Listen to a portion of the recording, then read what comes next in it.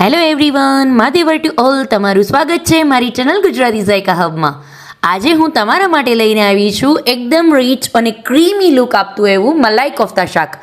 તમને એવું લાગશે કે જાણે તમે રેસ્ટોરન્ટમાંથી ઓર્ડર કરેલો છે, બટ ના ના ના ના ના, આ રેસ્ટોરન્ટમાંથી ઓર્ડર કરેલો નથી. ઘરે જ ખૂબ જ ઝડપથી અને ઇઝીલી બની જાય એવું મલાઈ કોફતા શાકની આજે step by step full recipe લઈને આવી છું તમારા માટે.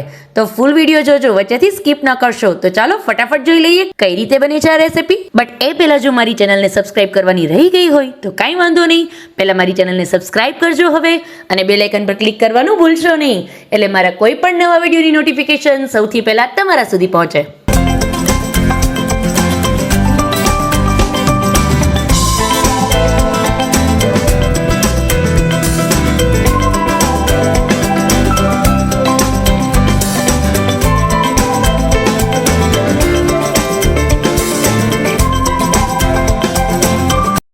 આજે આપણે મલાઈ કોફતા શાક બનાવવાનું છે, તો એના માટે સૌથી પહેલા આપણે કોફતા બનાવી લઈએ. તો એના માટે મેં અત્યારે અહીંયા બટેટા મેશ કરીને રાખેલા છે, બાફીને મેશ કરીને લીધેલા છે, જેનો હું યુઝ કરું છું. મેં અત્યારે અહીંયા 4 નંગ જેવા બટેટા લીધેલા છે, મીડિયમ સાઈઝના 4 નંગ બટેટા બાફીને મેશ કરીને લીધેલા છે.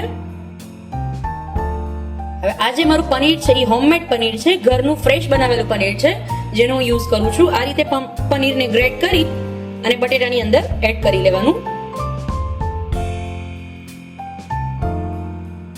મારું બધું પનીર છે એકદમ સરસ ગ્રેટ થઈ ગયું છે. હવે એની અંદર હું 1 ચમચી જેટલી આદુ અને મરચાની પેસ્ટ છે જેને એડ કરું છું. સ્વાદ પ્રમાણે મીઠું એડ કરવાનું. એન્ડ હવે બાઇન્ડિંગ માટે હું મેંદાના લોટનો યુઝ કરું છું. તમે કોર્નફ્લોર અથવા તો કોઈ પણ વસ્તુનો યુઝ કરી શકો છો. હું અત્યારે મેંદાનો યુઝ કરું છું. હવે આને એકદમ સરસ આપણે મિક્સ કરી લેવાનું.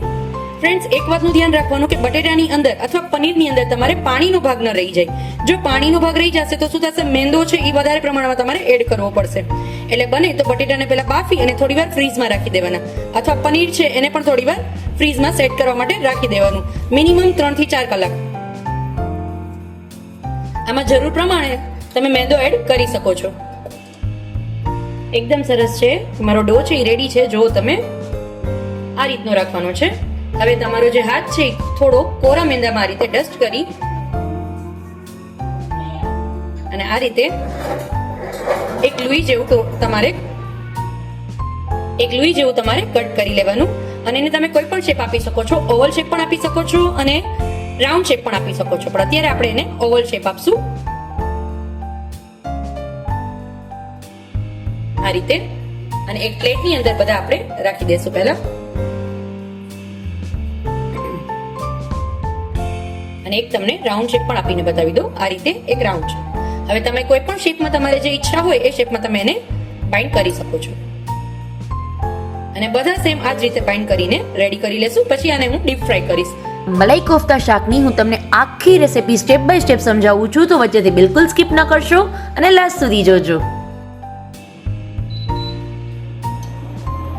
કોફતાની ગ્રેવી બનાવવાની છે, તો એના માટે સૌથી પહેલા આની અંદર હું 2 ચમચી જેટલું તેલ એડ કરું છું.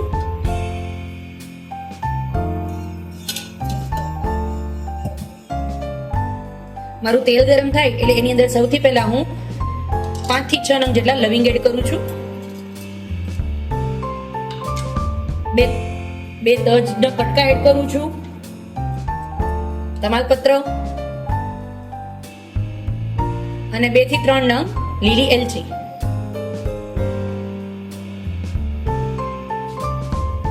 એકદમ સરસ સતળાઈ જાય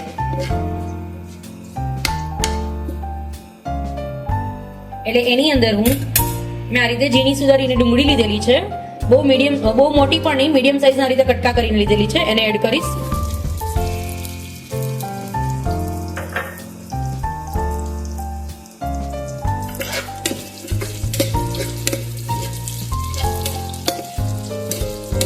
ફ્રેન્ડ્સ, મેં ઘણા મારા વિડીયોઝમાં કીધેલું છે અને ફરી પાછું એક વખત કહું છું, તમે કોઈ પણ રેસીપી બનાવતા હો અને કોઈ પણ રેસીપી બનાવતા વચ્ચે અટકી જાઓ છો તો તમે મને એ વિડીયોની નીચે એટ એ ટાઈમ કમેન્ટ કરો, એટલે હું તમને એટ એ ટાઈમ જ રિપ્લાય આપીશ. તમારી જે રેસીપી છે એને ખરાબ નહીં થવા દઉં. એકદમ સરસ તમારી રેસીપી છે એ બનાવી દઈશ. એટલે તમે એટ એ ટાઈમ મને કમેન્ટ કરો, એટ એ ટાઈમ કમેન્ટ હું તમને રિપ્લાય પણ કરીશ. બટ હા, મારી ચેનલ જો સબસ્ક્રાઇબ ન કરી હોય તો પહેલા સબસ્ક્રાઇબ કરી લેજો અને બેલ આઇકન પર ક્લિક કરવાનું ભૂલશો નહીં, એટલે મારા કોઈ પણ નવા વિડીયોની નોટિફિકેશન સૌથી પહેલા તમારા સુધી પહોંચે. થોડી એવી લાઈટ સતળાઈ જાય ડુંગળી એટલે આ રીતે મેં ટમેટા પણ સુધારીને રાખેલા છે, જેને હું એડ કરીશ. હવે એનું પ્રમાણ છે એવી રીતે રાખવાનું કે જેટલી તમે ડુંગળી લ્યો છો એનાથી હાફ તમારે ટમેટા લેવાના. હવે જેટલી ક્વોન્ટિટીમાં તમારે બનાવવું હોય એ પ્રમાણે તમે બનાવી શકો. ફોર એક્ઝામ્પલ તમે 4 ડુંગળી લ્યો છો તો 2 ટમેટા લેવાના.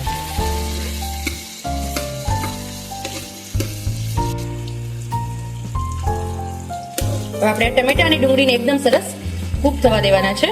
એના માટે હું એનું ઢાંકણ ઢાંકી અને એને 2 થી 3 મિનિટ માટે કૂક થવા દઈશ.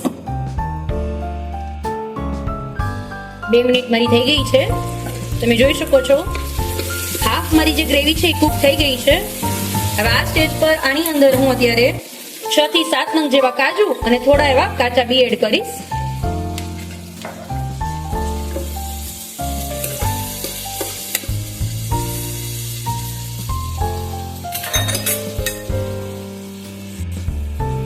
સ્વાદ પ્રમાણે મીઠું એડ કરશું.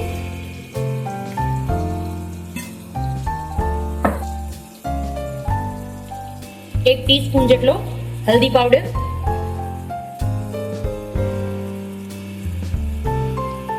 2 ચમચી જેવો કાશ્મીરી લાલ મિર્ચ પાવડર એડ કરું છું.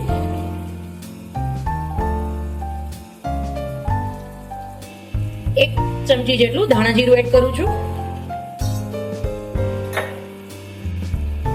અને એકદમ સરસ મિક્સ કરી લેશું.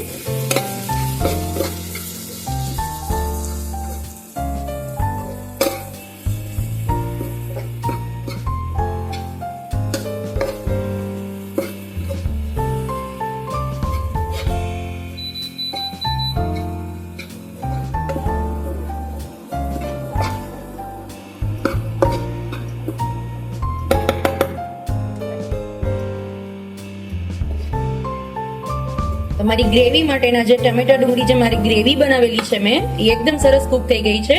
હવે એને ગેસના ફ્લેમ પરથી નીચે ઉતારી અને ઠંડુ થવા દેશું. ઠંડી થઈ જાય એટલે આપણે એની એકદમ ફાઇન એવી પેસ્ટ બનાવી લેશું. મારા બધા કોફતા તમે જોઈ શકો છો એકદમ સરસ તળાઈને રેડી થઈ ગયા છે. હવે આ કોફતાને મેં છે એ મીડિયમ ટુ લો ફ્લેમ પર જ તળેલા છે. બહુ હાઈ ફ્લેમ પર આને તળવાના નથી, મીડિયમ ફ્લેમ પર જ તળવાના છે. જુઓ તમે કેટલા સરસ મારા કોફતા બધા બનીને રેડી થઈ ગયા છે.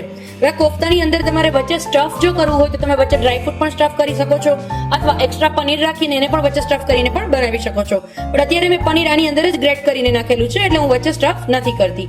તો મારા બધા કોફતા તળાઈને રેડી છે. હવે આપણે ગ્રેવી એની કરી લેશું. એ ગ્રેવી બનાવવા માટે આની અંદર હું 2 ચમચા જેટલું તેલ એડ કરું છું. તેલ એકદમ સરસ ગરમ થઈ જાય એટલે એની અંદર હું 1 મોટી ચમચી જેટલી આદુ લસણની પેસ્ટ છે જેને એડ કરું છું. એને એકદમ સરસ પહેલા સાતડી લેવાનું.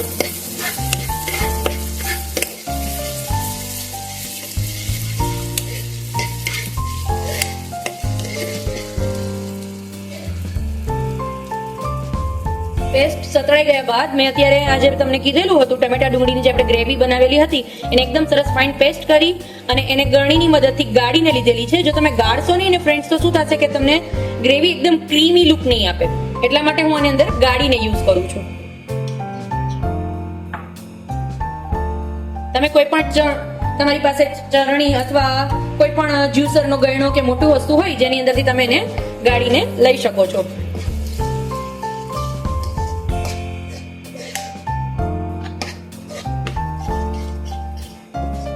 એકદમ સરસ આને મિક્સ કરી લઈશ.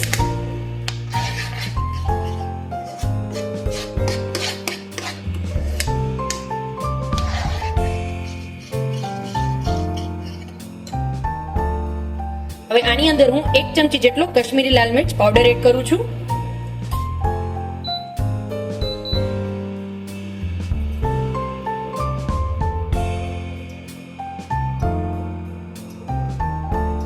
એક ચપટી જેટલી હળદર એડ કરું છું. હળદરથી કલર છે એકદમ સરસ આવશે ગ્રેવીનો. એકદમ સરસ મિક્સ કરી લેશું.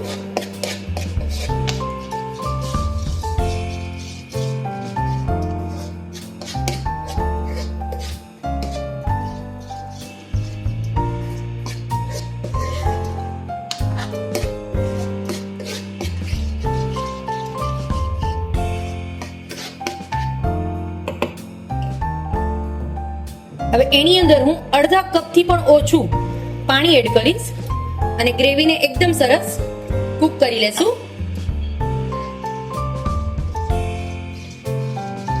જો તમારી ગ્રેવી ઓલરેડી લિક્વિડ ફોર્મમાં હોય તો તમારે પાણી એડ કરવાની જરૂરત નથી. પીસતી વખતે જો તમે પાણીનું પ્રમાણ વધારે રાખેલું હોય તો તમારે ગ્રેવીની અંદર અત્યારે પાણી નહીં એડ કરવાનું, સ્કીપ કરવાનું. પણ મેં પીસતી વખતે પાણી નાખેલું નહોતું એટલે અત્યારે આની અંદર હું અડધા કપ જેટલું પાણી એડ કરું છું.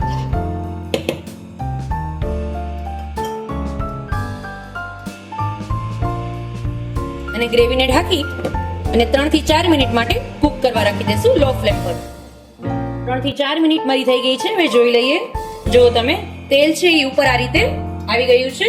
હવે આ સ્ટેજ પર આની અંદર હું 1 ચમચી જેટલું ઘરનું દેશી ઘી એડ કરું છું. એકદમ સરસ મિક્સ કરી લેશું. મારી ગ્રેવી છે એકદમ સરસ કૂક થઈ ગઈ છે. હવે આ ઘી આ સ્ટેજ પર એડ કરશો એટલે એનાથી એકદમ સરસ શાઇનિંગ આવી જશે. તમારી ગ્રેવી છે એ એકદમ સરસ ક્રીમી લુક આપશે.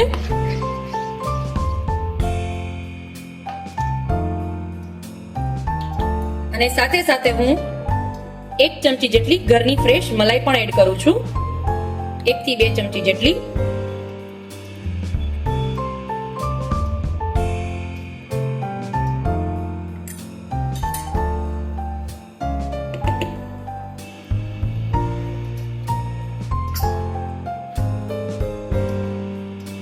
અને 1 ચમચી જેટલું ટમેટો કેચઅપ એડ કરું છું. તમને જો વધુ સ્વીટ પસંદ હોય તો તમે વધુ પણ કેચઅપ એડ કરી શકો છો. અત્યારે હું 1 ચમચી જેટલું કેચઅપ એડ કરું છું અને એકદમ સરસ બધું મિક્સ કરી લેશું.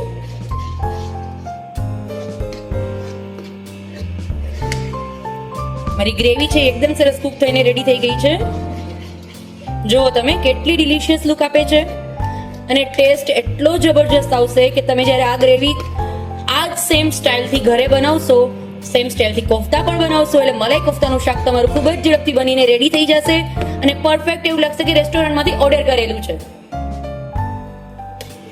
બીજી એક વાત ફ્રેન્ડ્સ મારી તમારી સાથે શેર કરું.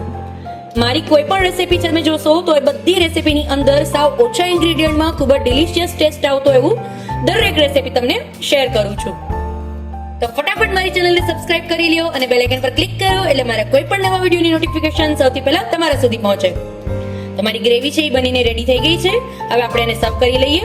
હવે જો આ સ્ટેજ પર હું આની અંદર કોફતા એડ કરી દઈશ ને તો શું થશે, તમારે જમવાને વાર છે અને ગરમ ગરમ સર્વ નથી કરવું અત્યારે, તમારે થોડી વાર પછી જમવું છે તો તમે આની અંદર કોફતા એડ ન કરતા. બીકોઝ શું થશે, કોફતા છે એકદમ સોફ્ટ હોય છે, આની અંદર એડ કરી દેશો તો એકદમ મેલ્ટ થઈ જશે. હવે આની અંદર કોફતા એડ કરવાને બદલે જ્યારે પણ તમારે જમવા બેસવું છે ત્યારે ગરમ ગરમ ગ્રેવીને સર્વ કરો કોફતાની ઉપર સર્વ કરીને. તો ચાલો હવે આને સર્વ કરીને પણ તમને બતાવી દઉં. ગરમા ગરમ આપણે સર્વ કરીએ અને એની પર આપણી ગરમા ગરમ ગ્રેવી